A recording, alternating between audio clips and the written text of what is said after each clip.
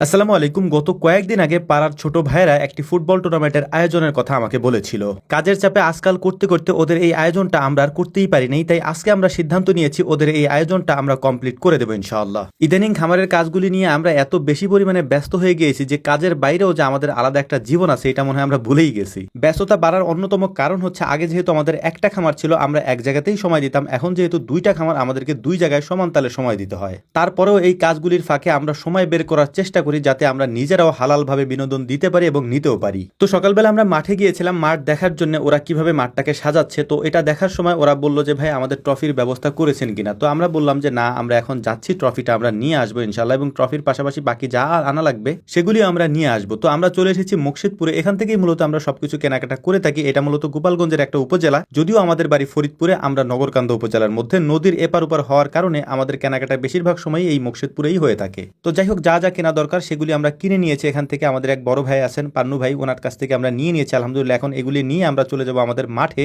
যেহেতু একদিনের মধ্যে এই টুর্নামেন্টটা আমাদেরকে শেষ করতে হবে। অর্থাৎ 4 দলের একটা টুর্নামেন্ট, যেটা আমরা শুরু করব 2টা থেকে, অর্থাৎ দুপুর 2টা থেকে নিয়ে শুরু করে সন্ধ্যার আগেই মূলত আমরা এটাকে শেষ করে ফেলবো এবং ফাইনাল খেলা আজকেই দিয়ে দেবো ইনশাআল্লাহ। তো মাঠে আসার পর আমরা প্লেয়ারদের একটা লটারি করে নিচ্ছিলাম। এর কারণ হচ্ছে এখানে যারা খেলাধুলা করবে এরা সবাই আমাদের এলাকারই, এ কারণেই আমরা 4টা দল ভাগ করে এক একজনকে এক এক দলে দিয়ে দেবো ইনশাআল্লাহ। মাঠ যেহেতু ছোট তাই প্রত্যেকটা দলে আমরা 7 জন করে প্লেয়ার দিয়ে দিয়েছি, অর্থাৎ 4 7 28 জন প্লেয়ারের একটা টুর্নামেন্টের আয়োজন আমরা করেছি। আবার এখান থেকে যারা জয়লাভ করবে অর্থাৎ চ্যাম্পিয়ন হবে, ওই চ্যাম্পিয়নদের সাথে আমরা বড় যারা রয়েছে তাদেরও একটা খেলা রয়েছে ইনশাআল্লাহ। তো মোটামুটি খেলা শুরু হওয়ার পর খুবই উত্তেজনাপূর্ণ খেলা হচ্ছিল, গোল হচ্ছিলই না কোনো পাশে। এর কারণ হচ্ছে সবাই একেবারে হাড্ডাহাড্ডি লড়াই করছিল।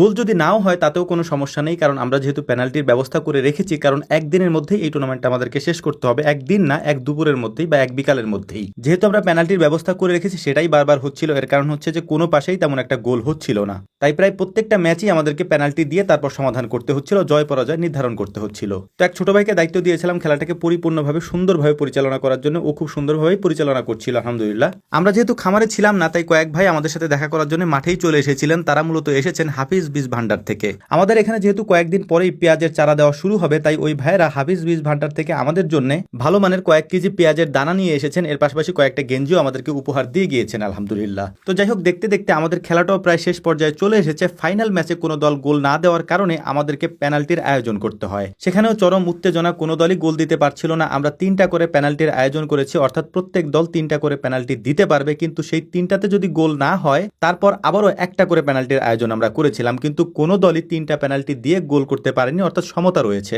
যে কারণেই একটা গোল দিয়ে আমাদেরকে সমাধান করতে হয়েছে এবং এক দলকে বিজয়ী ঘোষণা করতে হয়েছে। এতক্ষণে মূলত আমাদের মূল খেলার আয়োজনটা শেষ হয়ে গিয়েছে। এখন যে খেলাটা রয়েছে সেটা হচ্ছে যারা চ্যাম্পিয়ন হয়েছে এই চ্যাম্পিয়ন দলের সাথে আমাদের খেলা রয়েছে, অর্থাৎ আমরা যারা সিনিয়র রয়েছে তাদের সাথে ওদের একটা খেলা আছে, আর সেই খেলাটাই আমরা খেলছিলাম। এখানে মূলত আমরা ওদেরকে বলেছিলাম যে চ্যাম্পিয়ন দলের সাথে আমরা খেলবো, কিন্তু ওরা বললো যে চ্যাম্পিয়ন দলের সাথে খেললে খেলাটা নর্মাল হয়ে যায়। যে কারণেই পুরো যে 4টা টিম রয়েছে সেখানে যারা ভালো খেলেছে তাদের মধ্য থেকে বাছাই করে 7 জন এবং আপনারা খেলবেন 7 জন। ওরা খুব চতুরতার সাথে এই প্ল্যানটা করেছে যাতে আমরা জিততে না পারি, অর্থাৎ ওরা যাতে জিততে পারে। আলহামদুলিল্লাহ ওরাই জিতেছে, আমরা এক গোলে ওদের কাছে হেরে গিয়েছি। তো যাই হোক, পুরস্কার বিতরণী পালা সন্ধ্যা প্রায় হয়ে গিয়েছে। ওদের পুরস্কারগুলি ওদেরকে বুঝিয়ে দিচ্ছিলাম। ওদের যারা চ্যাম্পিয়ন হয়েছে তাদের চ্যাম্পিয়ন ট্রফি, তারপর man of the match, man of the tournament এবং সেরা গোলকিপার সবগুলি পুরস্কার বুঝিয়ে দিয়ে আমরা আজকের মতো আমাদের এই চমৎকার আয়োজনটা শেষ করতে পেরেছি আলহামদুলিল্লাহ। তো যাই হোক, আমাদের জন্য দোয়া করবেন যেন ভবিষ্যতে ওদের জন্য ভালো কিছু আমরা আয়োজন করতে পারি। আসসালামু আলাইকুম ওয়া রাহমাতুল্লাহ।